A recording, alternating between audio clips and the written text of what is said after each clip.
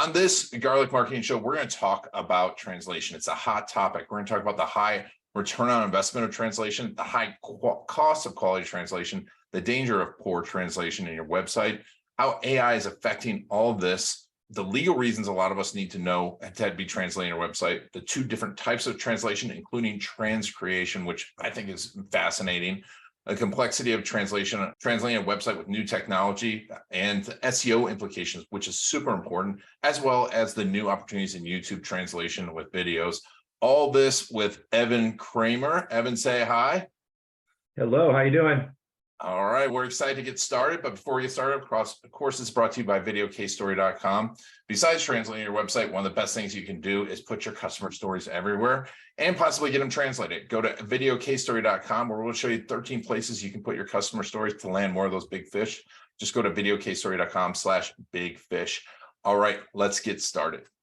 Today, we're going to talk about translating your website, especially as we go global, as even the US becomes so much more international. Translating your content becomes more and more important so you can reach more and more markets. And I want to talk about that today, how to do it well, how to do it the right way, and what it can mean to you. I've got Evan Kramer with MotionPoint on. Evan, thank you so much for being on the Garlic Marketing Show.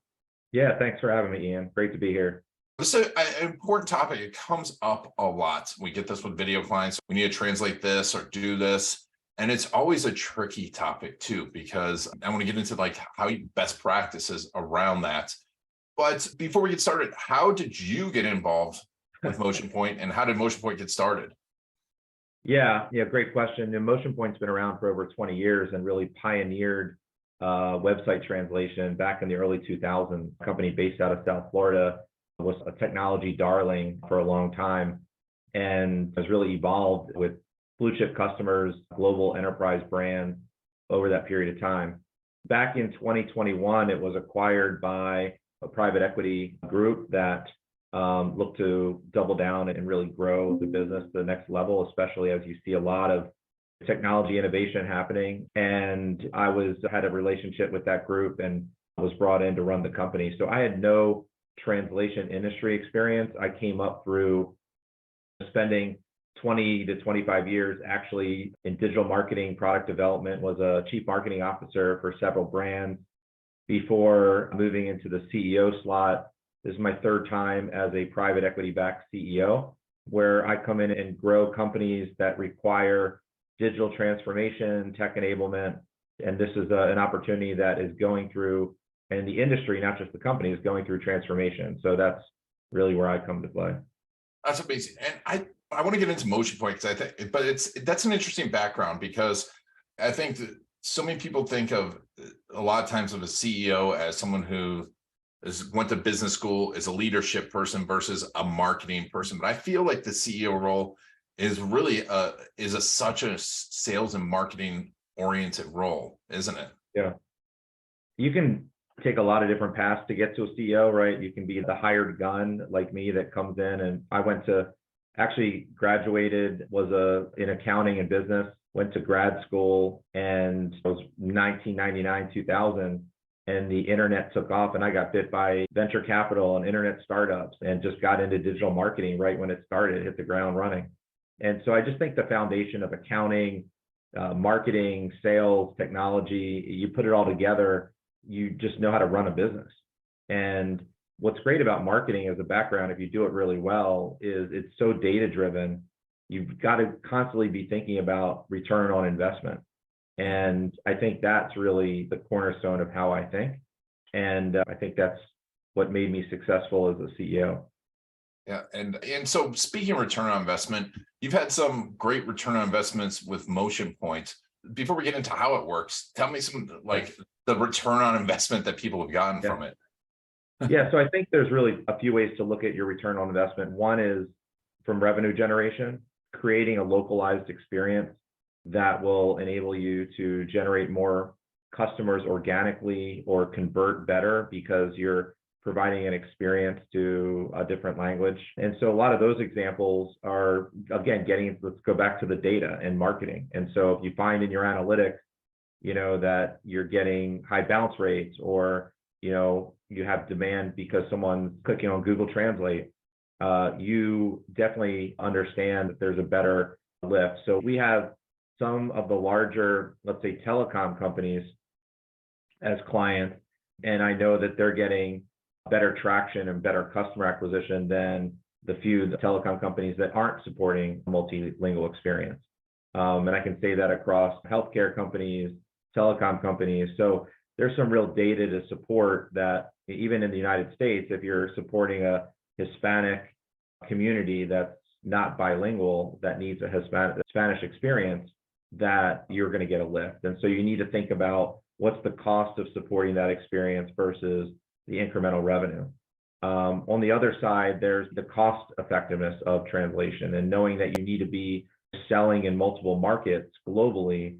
How do you manage the most efficient translation or localization experience relative to the return you're going to get on it, right? If you are selling 1-inch screws that cost 5 cents each, you're not going to spend 6 cents to translate each product description because you're going to lose money. So you've got to think about, what are you selling? How are you selling it? What's the right balance and mix between the quality you can pay for and afford versus the return you're going to get? And that's obviously where technology comes in today. Yeah, I never really, because I don't do that massive SKU e-commerce, but you got to think that every time it's translating and doing it. So how do you translate properly? Because I think that there's a lot of, you can't just throw it in Google Translate and hope it's right, can you? Yeah, I think so. It depends on what your brand promise is to your customer, whether you're B2B or B2C. Google Translate might be good enough to support whatever you're doing. But if you're a high quality luxury brand like Rolex, right, you don't want to have mistakes on your site. You're going to really diminish the value of your brand experience. So understanding quality is really a factor of who the customer is. And so how you get to that quality is really where the disruption is occurring today with technology. I would say even a year to 2 years ago, the best way to get the highest quality is to send the content directly to a linguist. The linguist would translate it, send it back, get it on your website. But now there's a lot of AI that can generate much higher quality, and you really need to identify what's the right mix of quality that you want. And so we're moving from a world of defined workflows, that is, hey, I'm going to send this content to a linguist, to I want to get this level of quality. And so we can adjust the machines and adjust the knobs and the AI to get to a certain level of quality. And if we can't get to that quality, we send the last mile to a linguist, and all of a sudden you've paid less than what you would have paid if you sent it directly to the linguist. So it's a matter of what's your budget, what's your brand promise, how do you leverage technology? It's pretty complicated right now. I think in 2 or 3 years, it's going to be a little more streamlined, but we are in this world of an inflection point between I need to send it to a linguist to how do I get the same quality without sending it to a linguist? Yeah, I mean, that's interesting. And also turnaround time, I'm sure, for linguists is a little bit longer. And there's human error, isn't there, in linguists too? Yeah. So the quality is not always this. In the linguist world, there are quality checking tools that we use. There's also a double review that we'll use with a second linguist. So that quality level can be there. And then same with the machine generated tooling as well. Gotcha. When it comes to planning this out, you said you think about your brand promise. How does this all work? How does it work? Like when I decide I'm going to come work with MotionPoint and translate a website? Yeah, I think there's some reasons today. There's actually a Bill 96 in Canada, where if you want to market in Canada, you actually have to support French Canadian. So there's legal reasons to support multilingual. Same in the United States, where there might be really high concentrations of Hispanics or Spanish-speaking populations. But to really come down to the reason is, if you're a global presence and you want to rank for SEO reasons, you're going to want to have your site fully translated. Google Translate enabled is not going to get you your SEO rankings that you want. And so if you're definitely running customer acquisition in multiple markets, you're going to have to think about translation strategy. And then in terms of just global reach, if I'm a manufacturing company, if I'm a healthcare company, and I want global reach, you have to also think about what's the right level of quality to reach those areas. And we're also taking it from it. You and I live in the United States, where this is something a little different than if you live, let's say, in the EU. You know, in Yeah. the EU, you can travel 100 miles and someone speaking a different language. In the United States, everyone speaks English. So the maturity level of the companies in the EU are much higher when it comes to translation, whereas in the US, it's just taking off as we become more global. Yeah. And if you travel around Great Britain, man, they speak 10 different versions of English, don't they?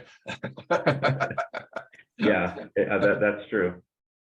Can it translate Liverpool to American English? Because then I can speak to my brother-in-law a little bit better. Yeah. I don't know. I lived in Atlanta for a long time, and there's definitely some Southern accents that I still can't recognize. Well, I think it's all over the place. That might be the next stage of translation. Actually, what you're bringing up is there's two levels of translation. There's translation itself, which is, hey, how are you doing today? And you're literally translating it. There's another level called transcreation, which is taking the meaning of what you're saying and localizing it for that particular dialect or language. So how you're doing today might be said completely different in a different language. And so it would need a transcreated version of it. And that's a more expensive service because that can't be done through AI right now or machine. I think in the future it can be, but obviously it's not as straightforward. That's interesting. That's actually the first time I've ever heard that term. I've definitely learned something today. Okay, I've decided I want to have my website translated. What are the next steps? How do you move forward with this? Yeah, the most interesting thing is that in today's world, translating websites is very complicated. Back in 20 years ago or 25 years ago, when I was first getting started in even digital marketing, most websites were HTML. There was very little JavaScript, JSON. And now when you try to crawl a site and say, okay, how many words are on this site? Like, how many do I need to translate? You're not going to detect all these words because there's a lot of content embedded in JavaScript. And so we've spent a lot of years developing parsing tools to scope a site properly and identify the content and continuously monitor that content. So when we talk about getting started, it's really about the scope analysis, getting the word count, understanding the front end framework, how you're going to pay the site and develop scripts for the site. So a project for us would typically take 30 to 60 days to turn around a full site on our solution, where you'd be able to wake up the next morning and have a fully translated experience. There's really two ways to develop translation or manage translation. One is through our method, which is called proxy. So we literally will develop a mirror site from the origin site, let's say acme.com. We'll have a Acme German version, and we mimic that site. It's on our servers. We monitor it, we QA it, we get the content in and out, and it gets translated. The other end of the spectrum is managing it within your own content management system. So if you have WordPress and you take a connector or an API, you can manage multilingual experience yourself, and you would just need localization resources to do project management, work directly with linguists, manage the workflow, but you control it and manage it within your own content management system. In that case, we don't leverage our technology platform, but we still leverage our translation services. And so those are the two real types of experiences. And then where the world is going with CMSs, as you're more familiar on the marketing side, is really the headless CMS, where you're able to manage content in one repository and then to manage an omni-channel marketing approach. So if I want to take one form of content and say, okay, the website now is just one distribution point, my mobile app's another, my email's another. So these are all converging. If you think about MarTech and translation tech, and that's an interesting world in and of itself. But in today's world, we do proxy, or you can manage it with your CMS through a connector.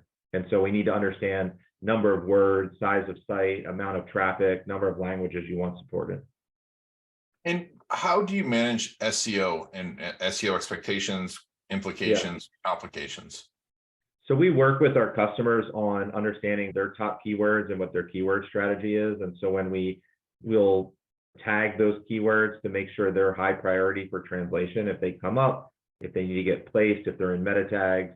But we will translate URLs, we will translate metadata, meta descriptions, and the content itself. So we do all that, and then we'll help monitor with our customers the keyword rankings and organic traffic levels. I think, honestly, that is where AI will begin to come into play, where you can start generating more content through ChatGPT or other OpenAI, where you can start localizing more proliferating content in more markets to lift your ranking. So I do think that'll be another area where translation will come into play.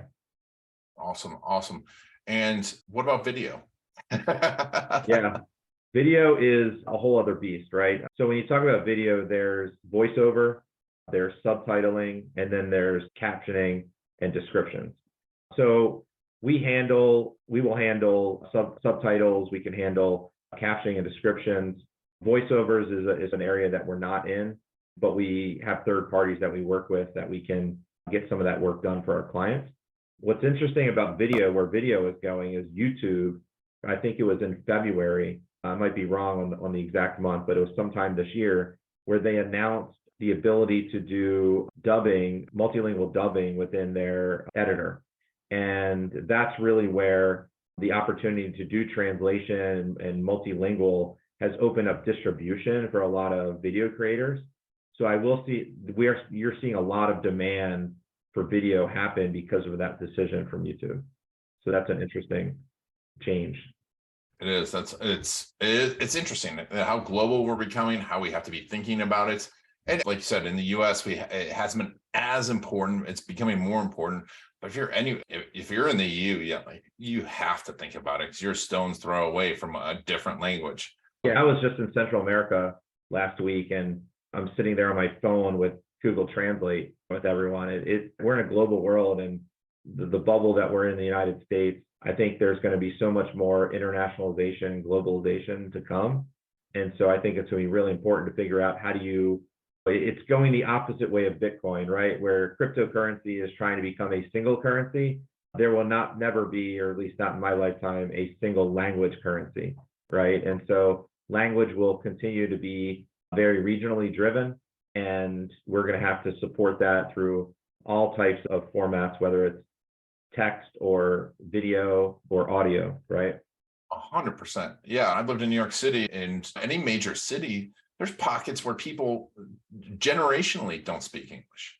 And I lived in an area where there were people that were the third generation and only spoke Italian still. And down the street was someone who's only speaking Japanese. And but to not address those markets is a waste of time and money. It's a loss. Yeah, you're starting to see a lot of adoption from regional businesses. We've been seeing a lot of business from like credit unions, right? Where credit unions are typically very community driven. And so if you're getting a credit union in a Asian community or a Hispanic community or an Italian community, those are ones that you're seeing a lot of demand. Yeah, that makes a whole lot of sense. To get started, you just go to MotionPoint.com. Yeah, just go to MotionPoint.com. We will have some free analysis tools to get you with multilingual translation expert and easily get started. That's great. And we'll put a link to that in the show notes.